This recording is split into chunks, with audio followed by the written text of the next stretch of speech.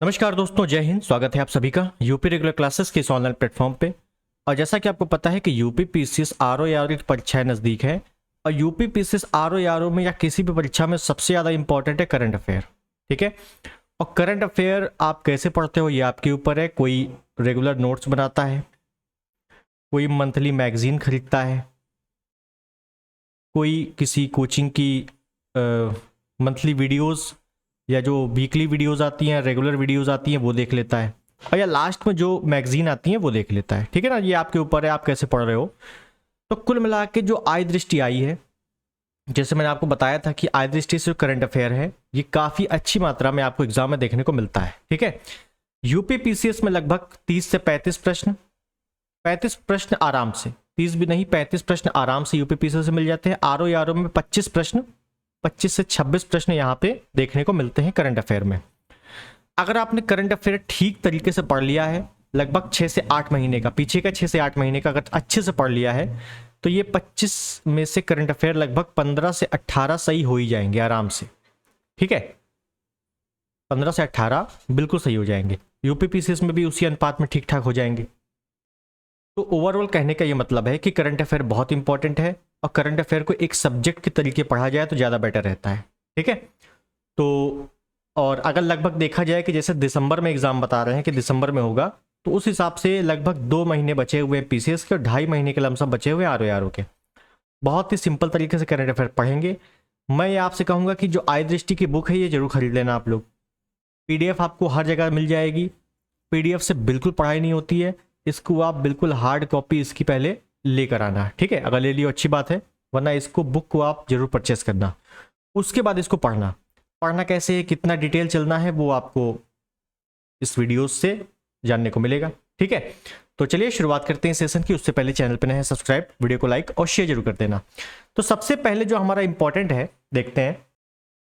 तो सबसे पहले हम शुरू करते हैं राष्ट्रीय पोर्शन से। ठीक है, पहला पेज बिल्कुल स्टार्ट करेंगे और बहुत ही नॉर्मल तरीके से जो भी एक्स्ट्रा फैक्ट होंगे बताते चलेंगे, वरना जो वन लाइनर है, जैसे राष्ट्रीय आएगा, अंतर्राष्ट्रीय आएगा, उसके बाद आर्थिकी आएगा। ठीक है, तो वन लाइनर पहले समाप्त कर लो, उसके बाद जो डिटेल होगा उससे मैं बताते हुए चलूंगा कैसे क्या क्या करना है। ठीक है, मार्किंग करते हुए। तो चलिए, पहला जो इंपॉर्टेंट है, महाराष्ट्र सरकार ने किस हवाई अड्डे का नामकरण मंजूरी प्रदान की है, मतलब पुनः नामकरण हुआ है इसका। पुणे हवाई अड्डा। पुणे हवाई अड्डा महाराष्ट्र में है, जाहिर सी बात है पुणे महाराष्ट्र में है।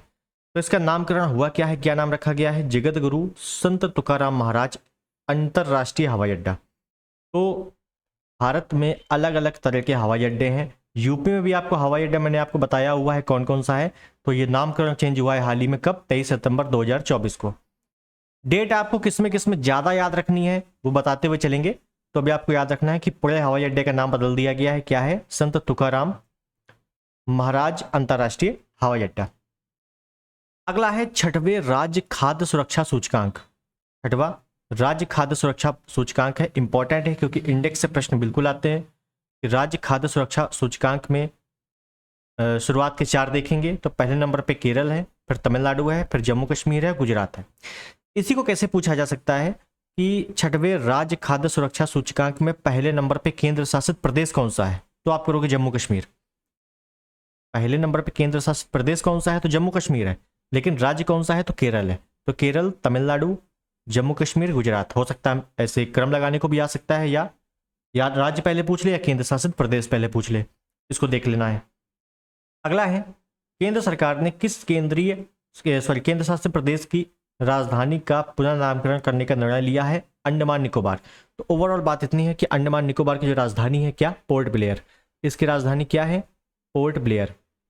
कहाँ पे है, दक्षिणी अंडमान में, और पोर्ट ब्लेयर राजधानी है, तो इसका नाम क्या होगा अब, श्री विजयपुरम। श्री विजयपुरम। पोर्ट ब्लेयर राजधानी का नाम चेंज करके श्री विजयपुरम किया गया है, और एक एयरपोर्ट का नाम चेंज करके पुणे का संत तुकाराम किया गया है। ये दोनों ध्यान रखना है, नाम चेंज है। ठीक, अंडमान निकोबार के बारे में मैंने आपको पूरा मैपिंग में समझाया है, इसको एक बार जरूर देख लेना। इंडियन ज्योग्राफी के प्लेलिस्ट जाओगे तो शायद दूसरा या तीसरा वीडियो होगा, अंडमान निकोबार लक्षद्वीप के बारे में काफ़ी डिटेल मैंने बताया है कैसे प्रश्न पूछे जाते हैं। ठीक, तो पोर्ट ब्लेयर का नाम बदल के क्या कर दिया गया, श्री विजयपुरम। श्री विजयपुरम। क्लियर है।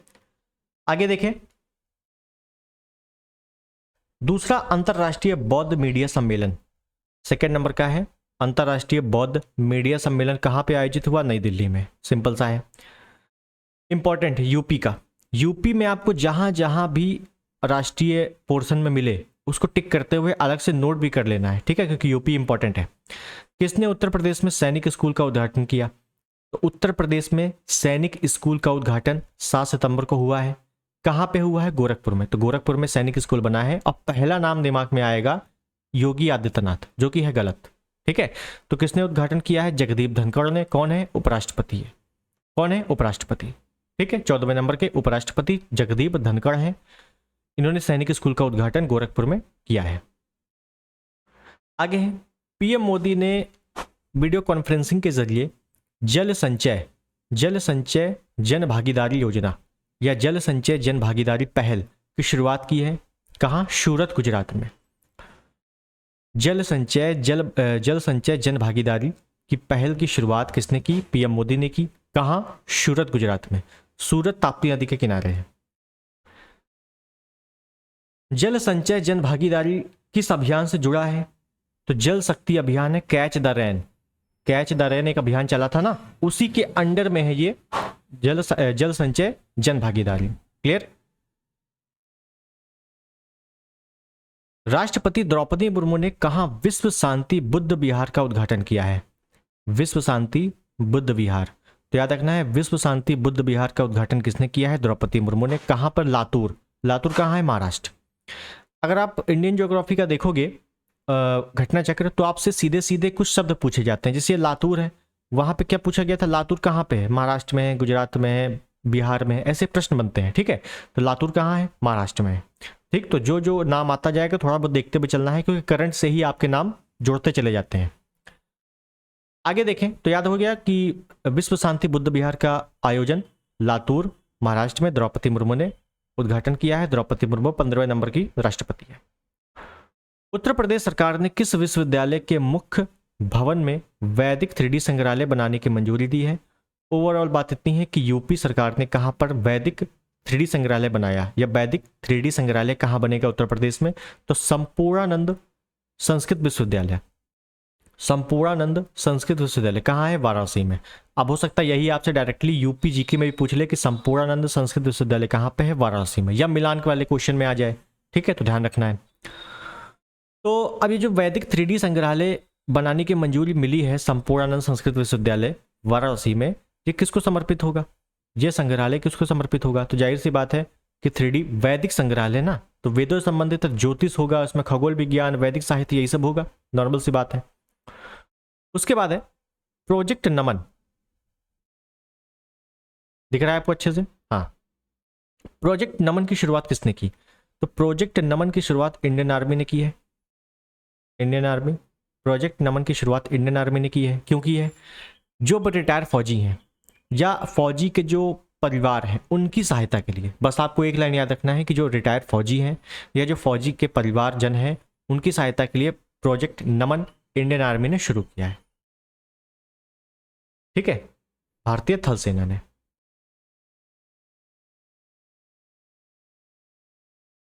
देखिए, भूतपूर्व सैनिकों और उनके परिवार जनों के लिए, ठीक है, इनको सहायता देने के लिए प्रोजेक्ट नमन शुरू किया गया है, ठीक है। प्रोजेक्ट नमन किस प्रणाली के कार्यान्वयन पर केंद्रित है? तो स्पर्श सिस्टम फॉर पेंशन एडमिनिस्ट्रेशन रक्षा। उसके बाद उत्तर प्रदेश मंत्रिमंडल द्वारा डिजिटल मीडिया संबंधित किस नीति को मंजूरी प्रदान की गई थी? तो डिजिटल मीडिया से संबंधित नीति है। तो पहली बात तो ये नीति कब आई है? 2024 में आई है, इतना याद रखो, ठीक है, बहुत पुरानी नीति नहीं है, हाल ही में आई है 2024 में। तो उत्तर प्रदेश डिजिटल मीडिया नीति 2024, इसको याद करने की आवश्यकता ही नहीं है क्योंकि प्रश्न में ही है। डिजिटल मीडिया संबंधी नीति आई है, तो डिजिटल मीडिया नीति 2024, यही तो उत्तर प्रदेश में लागू हुई है।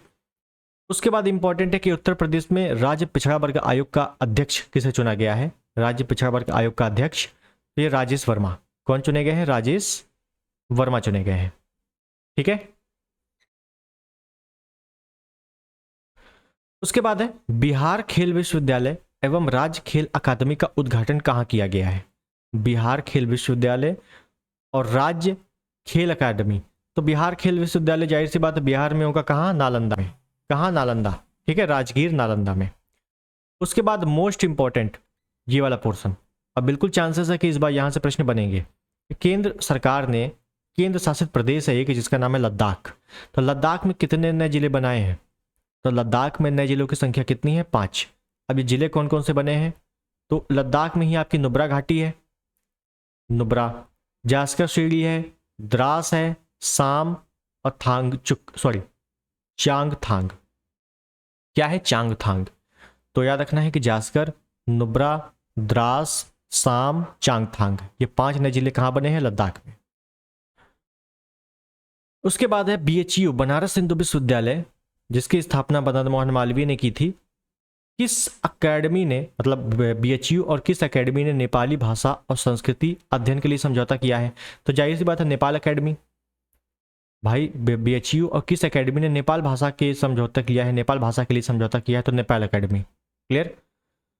प्रधानमंत्री की अध्यक्षता में केंद्रीय मंत्रिमंडल ने किस योजना को मंजूरी दी है? अब यहां से आपसे डेट पूछा जा सकता है, क्या? क्योंकि योजना है तो योजना से आपकी डेट ज्यादा आती है, ठीक है, तो डेट थोड़ा देखते हुए चलना है कि 9 अगस्त को मंजूरी मिली है मंत्रिमंडल से। प्रधानमंत्री आवास योजना शहरी 2.0, इंपॉर्टेंट क्या है कि शहरी 2.0 लिखना है आपको। प्रधानमंत्री आवास योजना शहरी 2.0 कब शुरू हुई, कब मंजूरी मिली? 9 अगस्त को। हालांकि प्रधानमंत्री आवास योजना शहरी पहले से लागू है। कब चल रही है, कब शुरू की गई थी? तो जून 2015 में। कब शुरू की गई थी? जून 2015 में। क्लियर है? उसके बाद आगे चले कि राष्ट्रीय महिला आयोग की अध्यक्ष सुश्री रेखा शर्मा ने किसका उद्घाटन किया है? तो राष्ट्रीय महिला आयोग की अध्यक्ष कौन है? सुश्री रेखा शर्मा। पहली बात तो यही इंपॉर्टेंट है, पूछेगा कि राष्ट्रीय महिला आयोग की अध्यक्ष कौन? रेखा शर्मा। रेखा शर्मा ने उद्घाटन क्या किया है? डिजिटल शक्ति केंद्र का उद्घाटन किया है। डिजिटल शक्ति केंद्र क्यों किया है, क्या उद्देश्य क्या है इसका? तो महिलाओं के खिलाफ जो साइबर अपराध हैं उनके बारे में लोगों को जागरूकता बढ़ाना, मतलब जागरूक करना लोगों को साइबर अपराधों के लिए, खासकर महिला के खिलाफ। ठीक, तो याद रखना आपको। आगे चलते हैं, अगला है आपदा जोखिम प्रबंधन के लिए बीमा समाधान को कार्यान्वित करने वाला देश का पहला राज्य कौन सा है? आपदा जोखिम प्रबंधन के लिए बीमा समाधान, कि भैया आपदा प्रबंधन, आपदा ज्यादा आ रही है तो उसके प्रबंधन में बीमा समाधान एक हो सकता है कि हम इन्वेस्ट कर सकें।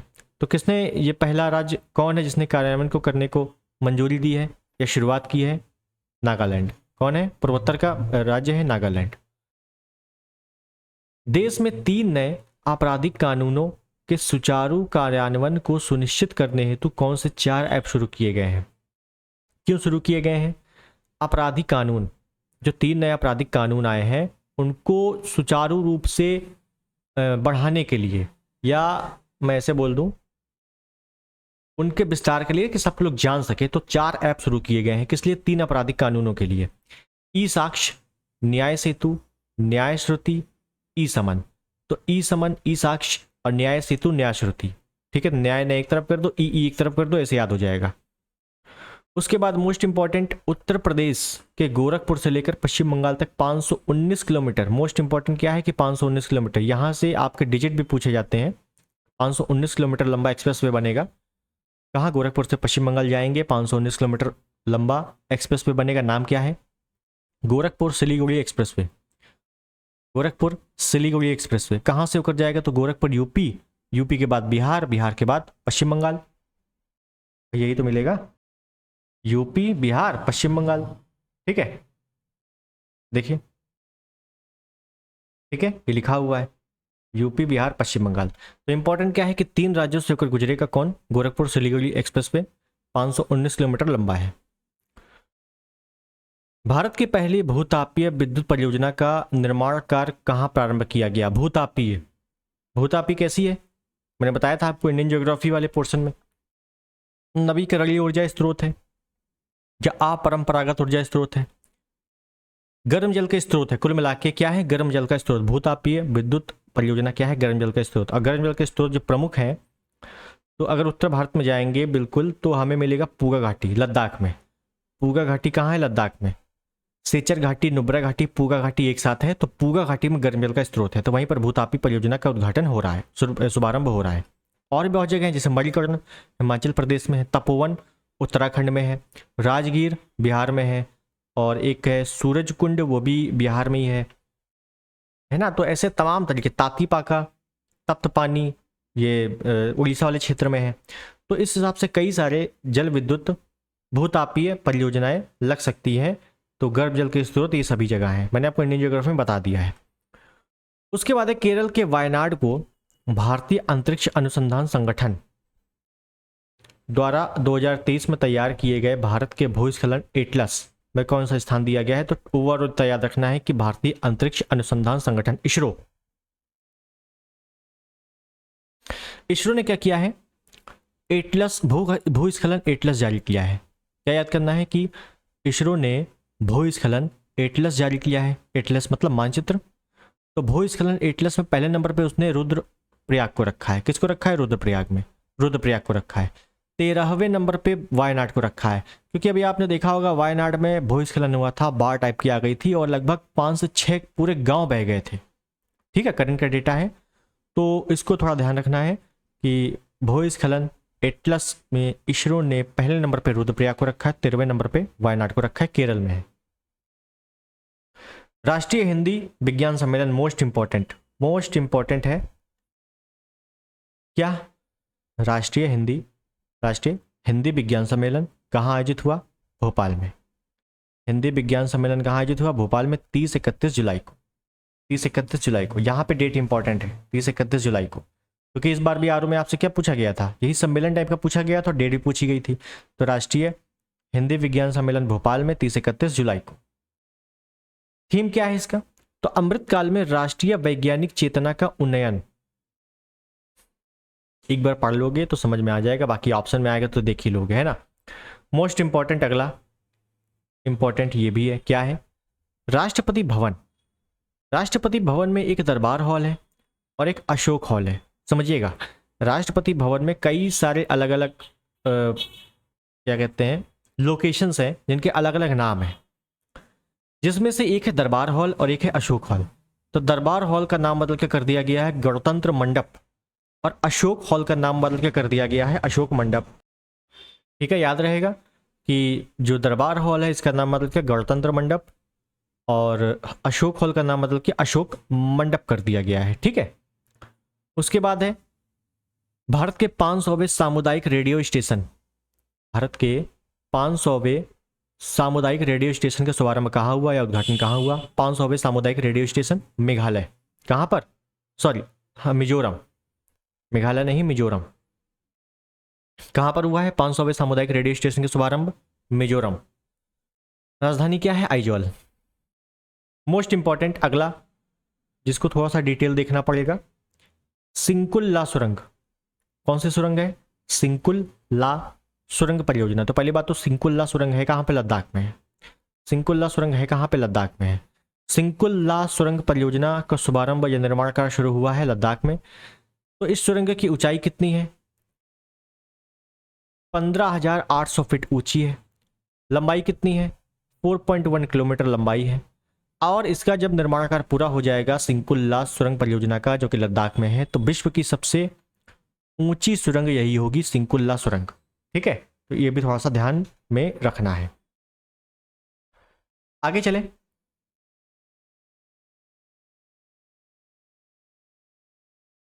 यूपी सरकार ने वृक्षारोपण जन अभियान 2024 के तहत किस पहल की घोषणा की है? वृक्षारोपण जन अभियान के तहत किस पहल की घोषणा की है यूपी सरकार ने? तो मित्र वन। इसकी घोषणा की? मित्र वन की। ठीक है, भारत का पहला Chadwick house navigating audit heritage संग्रहालय का उद्घाटन कहाँ किया गया? पहला चैडविक हाउस कहाँ? शिमला, हिमाचल प्रदेश। नेक्स्ट है मोस्ट इंपॉर्टेंट कि संसद भवन परिसर में, कहाँ? संसद भवन परिसर में एक स्थान है जिसका नाम है प्रेरणा स्थल। क्या है प्रेरणा स्थल? क्या है यहाँ पे? तो जितने भी प्रतिष्ठित भारतीय नेता हैं या स्वतंत्रता सेनानी है, वहां उनकी मूर्तियां रखी हुई हैं। प्रेरणा, तभी तो उनसे प्रेरणा मिलती है, तो प्रेरणा स्थल उसी को बोला जाता है। कहाँ है? संसद भवन के परिसर में ही प्रेरणा स्थल है। इसका विकास किसने किया है? लोकसभा सचिवालय द्वारा। किसके द्वारा विकास हुआ है इसका? लोकसभा सचिवालय द्वारा, मोस्ट इंपॉर्टेंट। और लोकसभा सचिवालय किसके अंडर में होता है? लोकसभा अध्यक्ष के अंडर में होता है। ठीक है, तो ये पॉलिटी में क्वेश्चन कई बार आ चुका है, याद रखना है। लोकसभा सचिवालय का अध्यक्ष हेड कौन होता है? लोकसभा महासचिव। जिसकी नियुक्ति कौन करता है? लोकसभा अध्यक्ष ही करता है। ठीक, तो संसद भवन परिसर में प्रेरणा स्थल का विकास किसने किया है? लोकसभा सचिवालय ने। उसके बाद एक केंद्र सरकार द्वारा डाकघर अधिनियम 2023 के प्रावधानों को कब लागू किया गया है? डाकघर अधिनियम कब लागू किया गया है? तो 18 जून 2024 को। 18 जून 2024। उत्तर प्रदेश मंत्रिमंडल द्वारा उत्तर प्रदेश राज्य विश्वविद्यालय मुरादाबाद, मुरादाबाद में उत्तर प्रदेश राज्य विश्वविद्यालय है। ठीक है, बस मुरादाबाद नाम से ही है। तो उसका पुनर्नामकरण किए जाने को मंजूरी प्रदान की गई है। तो इसका नया नाम क्या रखा गया है? भैया मुरादाबाद विश्वविद्यालय का नया नाम क्या है? गुरु जम्मेश्वर राज्य विश्वविद्यालय मुरादाबाद। क्या? गुरु जम्मेश्वर राज्य विश्वविद्यालय मुरादाबाद। 18वीं लोकसभा के प्रोटेम स्पीकर कौन है? प्रोटेम स्पीकर कौन बने हैं? प्रोटेम स्पीकर तो भर्तहरि मेहताब, उड़ीसा से थे भर्तहरि मेहताब। क्या बने हैं? Pro tem speaker. और स्पीकर कौन बने हैं? ओम बिरला। तो प्रोटेम स्पीकर और स्पीकर दोनों में डिफरेंस क्या है? इंपॉर्टेंट है, आ सकता है। ठीक है, तो पॉलिटी में थोड़ा सा देख लेना उसको। उसके बाद देखेंगे कि अच्छा, हालांकि 18वीं लोकसभा को हम लोग डिटेल से भी देखेंगे आगे। ठीक है, किस राज्य या केंद्र शासित प्रदेश ने उल्लास नव भारत साक्षरता कार्यक्रम के तहत पूर्ण कार्यात्मक साक्षरता हासिल की है? लद्दाख ने। मोस्ट इंपॉर्टेंट क्या है? लद्दाख। किस कार्यक्रम के तहत है? तो उल्लास नव भारत साक्षरता कार्यक्रम के तहत पूरी तरीके से साक्षरता हासिल की लद्दाख ने। लद्दाख में 5 नए जिले बने हैं, अभी देखा हम लोगों ने। उसके बाद है यूपी में बायोप्लास्टिक पार्क। क्या है? यूपी में बायोप्लास्टिक पार्क बनेगा। क्यों बनेगा? पर्यावरण सुरक्षा के लिए। पर्यावरण सुरक्षा के लिए बायोप्लास्टिक। देखिए इन्वायरमेंट जो करंट से क्वेश्चन आते हैं वो इसी प्रकार के होते हैं। ठीक है ना, एनवायरमेंट में बहुत ज़्यादा पढ़ने की आवश्यकता नहीं है। पीवाईक्यू पढ़ो और करंट पढ़ो बस। तो क्या है कि उत्तर प्रदेश में पर्यावरण सुरक्षा के लिए बायोप्लास्टिक पार्क कहाँ बनेगा? लखीमपुर खीरी में। गांव का नाम क्या है? कुंभी गांव। लखीमपुर खीरी और कुंभी गांव में। ठीक है, चलिए अगला है मोस्ट इंपॉर्टेंट कि विश्व का पहला ओम आकार का मंदिर कहाँ निर्मित हुआ? क्या है? पूरे विश्व का पहला है ओम आकार का मंदिर है। कहाँ? राजस्थान के पाली में। राजस्थान के पाली में। ठीक, उसके बाद है 2024 में किस सत्याग्रह का 100 साल पूरा हो गया है? 100 साल पूरा हो गया है। तो वाईकॉम सत्याग्रह। इसका वाईकॉम सत्याग्रह का। ठीक है, 18वीं लोकसभा में 543 सीटें हैं लोकसभा की। भाई लोकसभा में कितनी सीटें? 543 है, मतलब चुनाव हुए, अधिकतम तो 550 है। तो 543 में से महिला कितनी चुनी गई है? 74, 74 महिलाएं चुनी गई हैं। ठीक है, प्रतिशत निकालेंगे तो लगभग 13.63%, लगभग 14% के लगभग महिलाएं चुनी गई हैं। 74 महिलाएं हैं। ठीक, बरेठी सौर ऊर्जा परियोजना आधारशिला रखी गई है। बरेठी कहाँ है? बरेठी मध्य प्रदेश, छतरपुर में।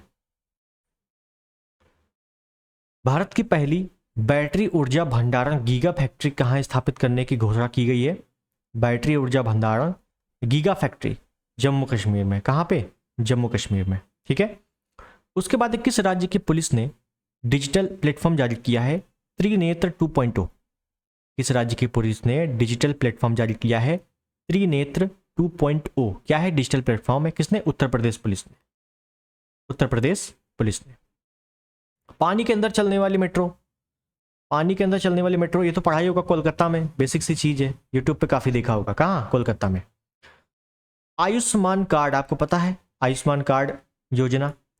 और आयुष्मान कार्ड में सबसे अधिक कार्ड 5 करोड़ आयुष्मान कार्ड बनाने वाला पहला राज्य कौन है? और सबसे अधिक कार्ड बनाए हैं जिसने? तो उत्तर प्रदेश ने। किसने बनाए हैं? उत्तर प्रदेश ने। रक्षा प्रौद्योगिकी में नवाचारों को प्रोत्साहन देने हेतु किस योजना को शुरू किया गया है? रक्षा प्रौद्योगिकी में नवाचारों को प्रोत्साहन के लिए अदिति योजना चलाई गई है। कौन सी योजना? अदिति योजना। पहले राष्ट्रीय डॉल्फिन अनुसंधान केंद्र का उद्घाटन कहाँ हुआ? बिहार में। और आपको पता है कि डॉल्फिन संरक्षण केंद्र भी कहाँ है? डॉल्फिन को, गांगे डॉल्फिन जो है वो, उसका संरक्षण केंद्र कहाँ है? पहला भागलपुर में, बिहार में ही तो शुरू किया गया था। तो बस याद रख लेना कि डॉल्फिन अनुसंधान केंद्र कहाँ पे बनाया गया है या उद्घाटन हुआ है, राष्ट्रीय डॉल्फिन अनुसंधान केंद्र का, तो बिहार में ही हुआ है। क्लियर है। किस राज्य सरकार ने ग्रीन हाइड्रोजन नीति को मंजूरी दी है? ग्रीन हाइड्रोजन नीति तो उत्तर प्रदेश में।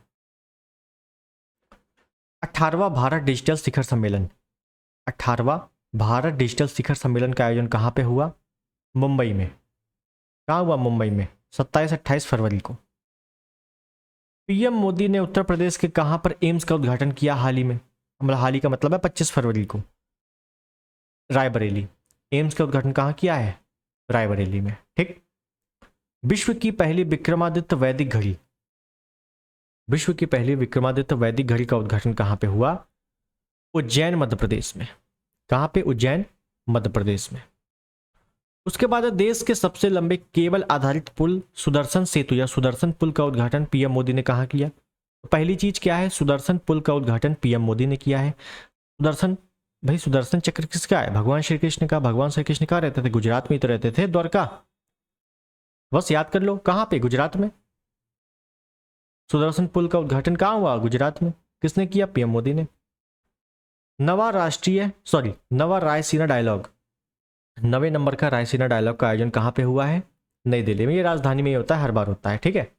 नवा रायसीना डायलॉग का उद्घाटन कहाँ हुआ? नई दिल्ली में। थीम पूछी जा सकती है, विषय क्या है? तो चतुरंग, संघर्ष, प्रतियोगिता, सहयोग, निर्माण, चतुरंग। ठीक। उसके बाद क्या है कि शिक्षा मंत्रालय ने एक राष्ट्र एक आईडी, जैसे वन नेशन वन इलेक्शन की शुरुआत हो रही है, वैसी एक राष्ट्र एक छात्र आईडी के उद्देश्य के साथ कौन सी पहल शुरू की है? तो अपार। अपार का फुल फॉर्म क्या है? फुल फॉर्म देखिए करंट से ही बनते हैं। ठीक है। क्या है? Automated permanent academic account registry. Clear. उसके बाद देश के पहले कौशल भारत केंद्र का उद्घाटन कहाँ किया गया? कौशल भारत केंद्र, तो संबलपुर उड़ीसा में। कहाँ किया गया? संबलपुर उड़ीसा में। उसके बाद इंपॉर्टेंट है कि STEMM मतलब विज्ञान, प्रौद्योगिकी, इंजीनियरिंग, गणित और चिकित्सा में भारतीय महिलाओं और लड़कियों का प्रतिनिधित्व करने वाला कौन सा पोर्टल लॉन्च किया गया है? स्वाति। कौन सा पोर्टल है? स्वाति। क्लियर। उसके बाद लोकपाल के अध्यक्ष के रूप में किसे नियुक्त किया गया है? लोकपाल। लोकपाल का अध्यक्ष किसे बनाया गया है? अजय मालिकराव खानविलकर। अजय मालिकराव, याद रखो। क्या? अजय मालिकराव। कब बनाया गया? 10 मार्च को। पीएम मोदी ने उत्तर प्रदेश के किस मंदिर का शिलान्यास किया है हाल ही में? उत्तर प्रदेश के मंदिर का उद्घाटन पीएम मोदी ने किया है। कौन सा है? कल के मंदिर, श्री कल के धाम मंदिर। अब कल के अवतार कहाँ होना है? संभल में। ये भी आपको पता है कि कल के अवतार जो पुराणों में लिखा है कहाँ होना है? संभल ग्राम में। तो संभल में, तो कल की धाम मंदिर का उद्घाटन संभल में किसने किया है? पीएम मोदी ने। किसे असम का राज्यफल घोषित किया गया है? काची नेमू। असम का राज्यफल किसे घोषित किया गया? काची नेमू को, काजी नेमू। ठीक। 75वां गणतंत्र दिवस हुआ है, तो दो विषय क्या थे 75वें गणतंत्र दिवस के? दो विषय क्या थे? विकसित भारत और भारत लोकतंत्र की मातृका। विकसित भारत और भारत लोकतंत्र की मातृका। 75वें गणतंत्र दिवस में चीफ गेस्ट कौन था? Emmanuel Macron. फ्रांस के राष्ट्रपति है इमैनुअल मैक्रो। और आपको पता होना चाहिए कि पहले बुलाया जा रहा था USA के राष्ट्रपति को, लेकिन उन्होंने मना कर दिया था किसी कारणवश, तो फिर बुलाया गया था राष्ट्रपति फ्रांस के राष्ट्रपति को। चूंकि जो भारत की गणतंत्रात्मक व्यवस्था है वो फ्रांस से ली गई है, तो फ्रांस के दायित्व बनता है कि वो आएगा। ठीक है। तो इमैनुअल मैक्रो। 75वें गणतंत्र दिवस में तमाम झांकियां निकली, तो पहले नंबर में जो झांकी को अवार्ड दिया गया था, प्रथम झांकी मानी गई थी या प्रथम झांकी का अवार्ड दिया गया था, किसकी थी? उड़ीसा की। सर्वश्रेष्ठ झांकी का अवार्ड किसे मिला था पहले नंबर पे? उड़ीसा को। ठीक है। तो उड़ीसा को मिला था, तो उड़ीसा की झांकी की थीम क्या थी?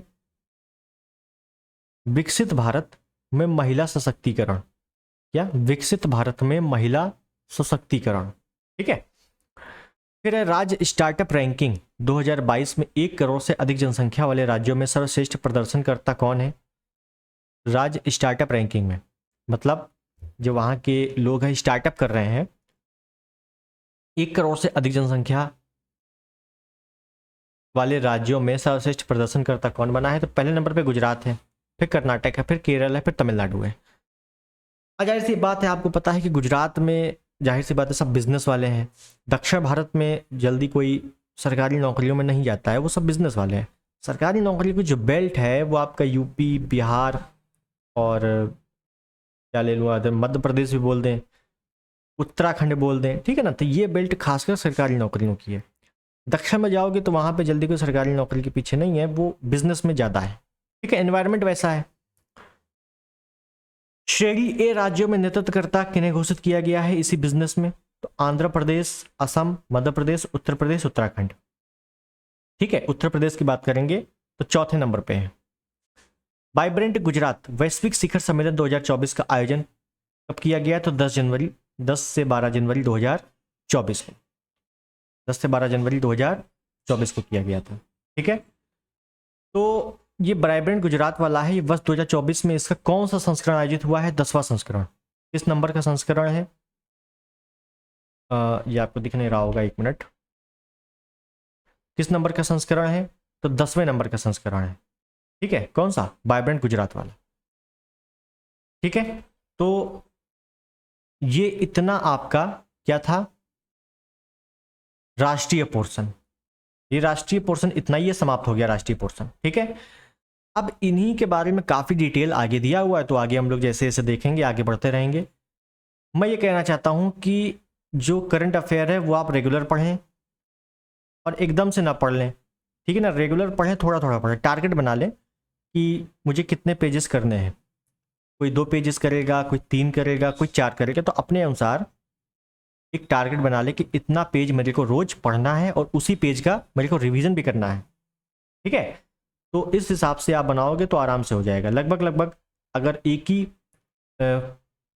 मैगजीन को लेकर चलें, जैसे ये वाली मैगजीन, तो इसमें 230 पेज है। 230 छोड़ो, 200 पेज पढ़ने हैं अपने को, ठीक है। टोटल 230 है, लेकिन अपने को पढ़ने हैं सिर्फ 200, अगर कायदे से पढ़ना हुआ तो। वरना इंपॉर्टेंट तो सिर्फ और सिर्फ अगर काट पीट के लगाओगे तो 160 180 बनेंगे, ठीक है।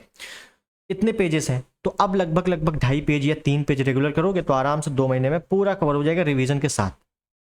इकट्ठे कर लोगे तो कुछ पल्ले नहीं पड़ेगा, बोरिंग लगेगा।